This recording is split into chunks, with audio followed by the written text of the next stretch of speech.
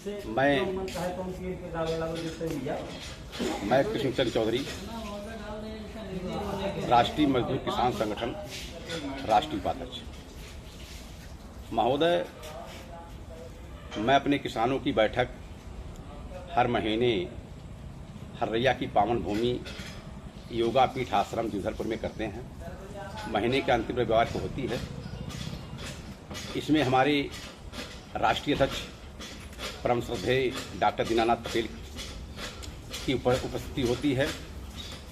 हमारे और भी पदाधिकारी यहाँ आते हैं, मंडल प्रभारी आते हैं, सारी कमेटी आती है। महोदय, ये राष्ट्रीय मजदूर किसान संगठन हम लोगों को बनाने की जरूरत क्यों पड़ी?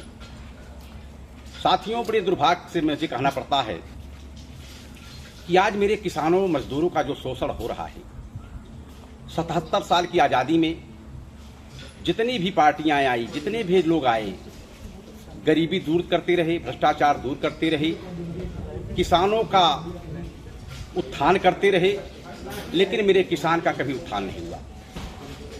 उसमें कारण है कि मेरे जो किसान हैं, जो फसल लगाते हैं, फसल का लागत मूल्य नहीं मिल पाता है।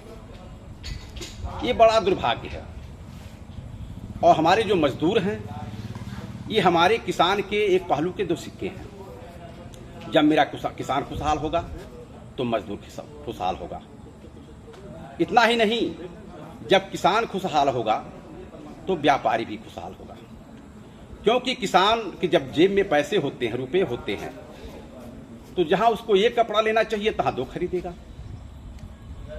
बेटी बहनों की शादी करेगा, जहां एक गहना बिख्या सोना लेना होता वहां दो कर देगा। लेकिन किसानों की दुर्दशा यह है कि जब बेटी बहनों का हाथ पीला करने का समय आता है तो किसान के जेब में पैसा नहीं रहता। ये बड़ा दुर्भाग्य है। हमारे देश में, ये हिंदुस्तान में व्यापारिक फसल में जैसे गन्ना, कपास, जूट, रबड़, चाय, कहवा, ये हमारे व्यापारिक फसल माने गए हैं। जिसमें हमारे पूर्वांचल में लखनऊ से लेकर के इधर और पंजाब हरियाणा में प्रमुख रूप से गन्ने की खेती की जाती है। आलू की भी खेती लगाई जाती है। लेकिन आलू जब पैदा करता है मेरा किसान, जब किसान के खेत में आलू पैदा होता है तो उसका जो लागत मूल्य है उससे भी उसको कम पैसा दिया जाता है।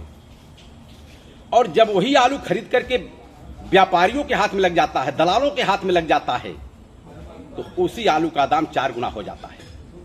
मतलब वो लाभ जो किसी ने पैदा नहीं किया, कभी नहीं पैदा किया, जिसने श्रम नहीं किया, मेहनत नहीं किया, वो 4 गुना ले रहा है।